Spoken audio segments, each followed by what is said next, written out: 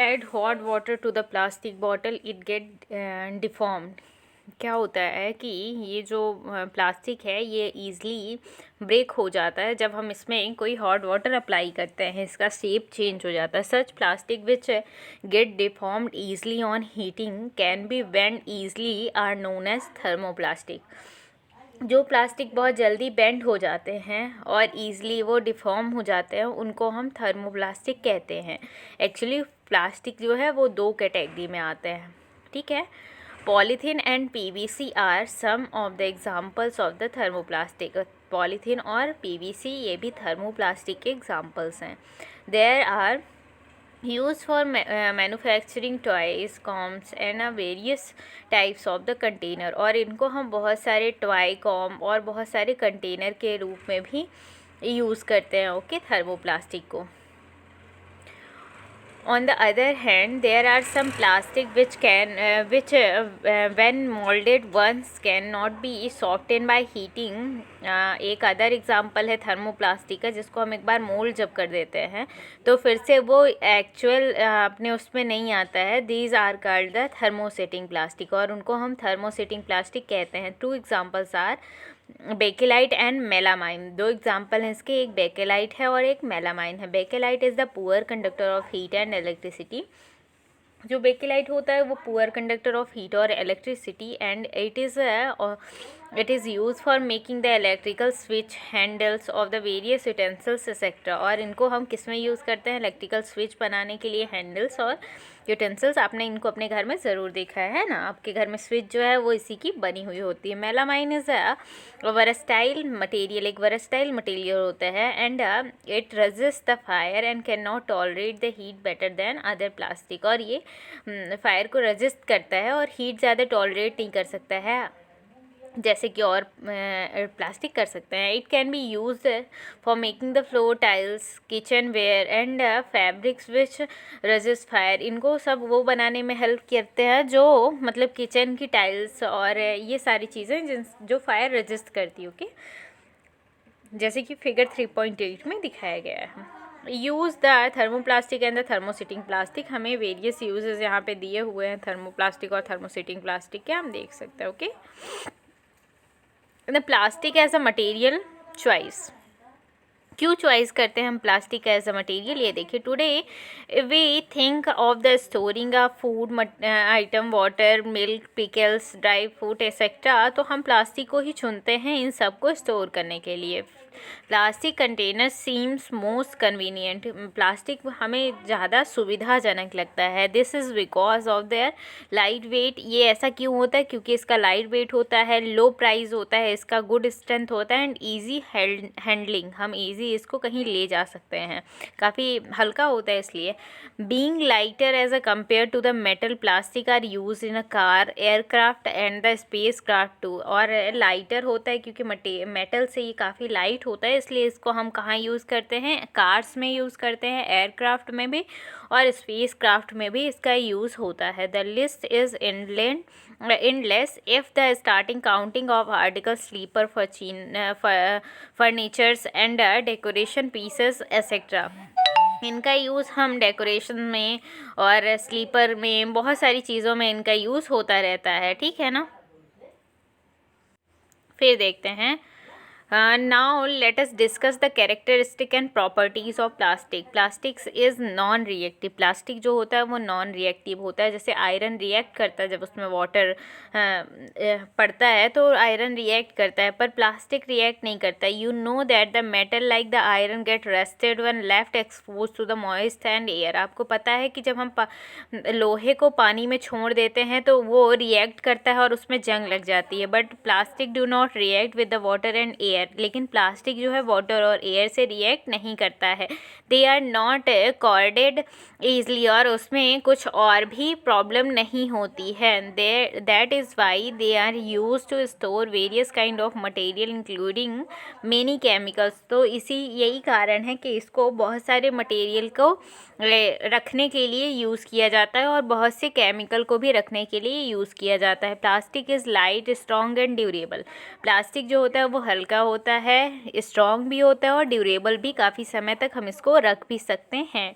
Talk to your parents और the grand parents about the types of the bucket they were use in the past. आप अपने parents या grand parents से बात करेंगे तो वो बताएंगे आपको कि पहले के टाइम पे कैसे बकेट यूज़ होते थे, है ना, लोहे के और बहुत सारे मजबूत मजबूत ऐसे यूज़ हुआ करते थे।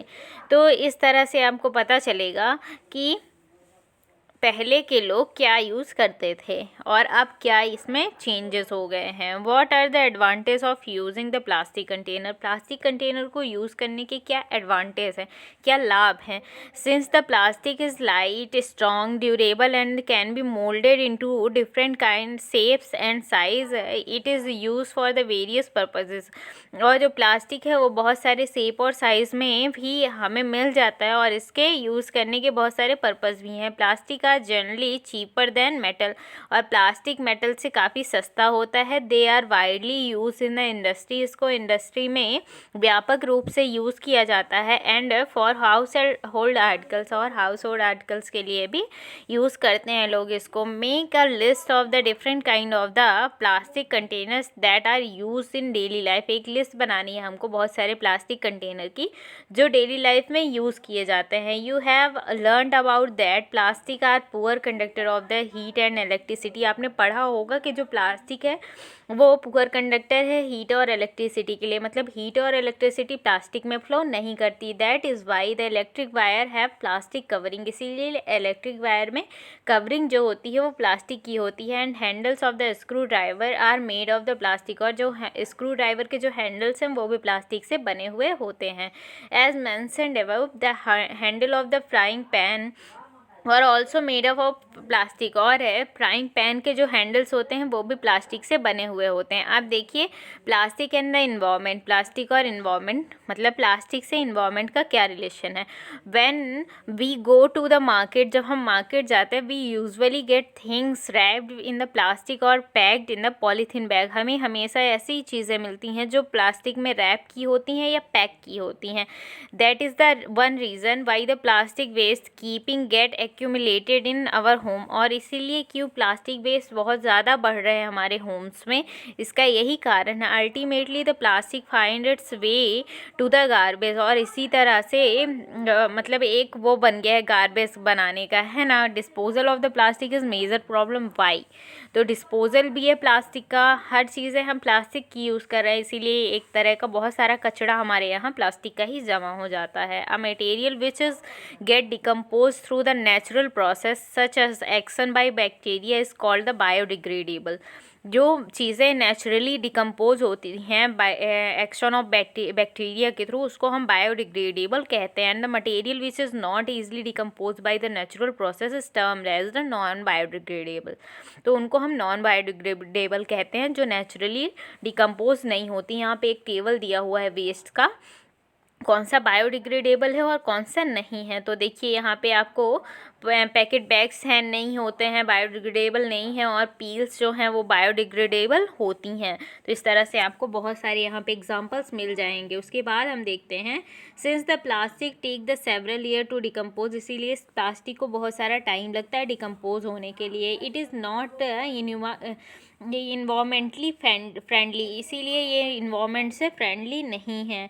It causes the environment pollution, और ये बहुत सारे इन्वामेंट पॉल्यूशन क्रिएट करती है। Beside the burning of the process in the synthetic material it quite slow and it does not get completely burned easily. ये काफ़ी स्लो प्रोसेस है burn करने की और ये जल्दी से नहीं होती है। In this process it releases a lot of the poisonous fumes into the atmosphere causing the air pollution। और जब हम इसको डिकम्पोज करते हैं तो बहुत सारा पॉल्यूशन निकलता है जो एयर पॉल्यूशन क्रिएट करता है। How can this problem be solve. इस प्रॉब्लम को हम कैसे सॉल्व कर सकते हैं। देखिए avoid the use of the plastic as far as possible. आपको अवॉइड करना चाहिए प्लास्टिक का यूज़ जितना से ज़्यादा ये पॉसिबल हो। Make a use of the bag of the cotton और the jute when you are go to shopping. जब आप शॉपिंग करने जा रहे हो तो आपको जूट या कॉटन का बैग ही यूज़ करना चाहिए। The biodegradable and the non biodegradable wastage should be collected separately and disposed of separately. इनको इकट्ठा हमको सेपरेटली कलेक्ट करना चाहिए और इनको डिकम्पोज भी सेपरेटली ही करना चाहिए, अलग अलग ही इनको डिकम्पोज करना चाहिए। Practice this in your home. आप किसकी प्रैक्टिस कर सकते हैं अपने होम में। Okay, can you suggest the some other way in which the you can contribute towards the reducing the use of the plastic material. ऐसा कोई आप बता सकते हैं कुछ आपके पास टेक्निक हो जिससे हम कम कर सकें अपने इन्वायरमेंट में प्लास्टिक का यूज़, तो प्लीज़ ज़रूर शेयर करिए इसको। हम भी आगे इसका यूज़ करेंगे और अपने इन्वायरमेंट से प्लास्टिक को कम करेंगे। Okay, it is better to recycle the plastic waste. ये बहुत बेटर होगा कि हम यूज़ करें क्या, प्लास्टिक वेस्ट को रिसाइकलिंग करना। Okay, most of the thermoplastic can be recycled. बहुत सारे थर्मोप्लास्टिक रिसाइकिल हो जाते हैं। Make a list of the item that can be recycled. एक आपको आइटम की लिस्ट बनानी है जो कि रिसाइकिल हो सके। However during the recycling the certain colouring agents are added. बहुत रिसाइकलिंग के टाइम पे कुछ सर्टेन कलरिंग एजेंट्स जो हैं वो ऐड किए जाते हैं। This limit it's uses specially for the storing of food. इसीलिए यहाँ पे स्टोरिंग ऑफ फूड में इसको थोड़ा सा लिमिटेशन लगाई जाती है। As a responsible citizens remember 5R। और एक रिस्पॉन्सिबल सिटीजन को हमेशा 5R के प्रोसेस प्रिंसिपल हमेशा लर्न करके रखनी चाहिए। Reduce, reuse, recycle, recover and refuse. ये प्लास्टिक के लिए एक 5 प्रिंसिपल की प्रोसेस है। ओके, सबको याद रखना है ये। Develop habit which are environment friendly. और हमको ऐसी हैबिट बनानी चाहिए जो इन्वायरमेंट के लिए फ्रेंडली हो। तो इस तरह से आपका ये चैप्टर ख़त्म हुआ दोस्तों। आपको नेक्स्ट चैप्टर मिल जाएगा कल तक में। तो प्लीज़ हमारे चैनल को आगे इसी तरह देखने के लिए और इस चैनल के साथ जुड़े रहने के लिए चैनल को लाइक और सब्सक्राइब करना ना भूलें। Thank you.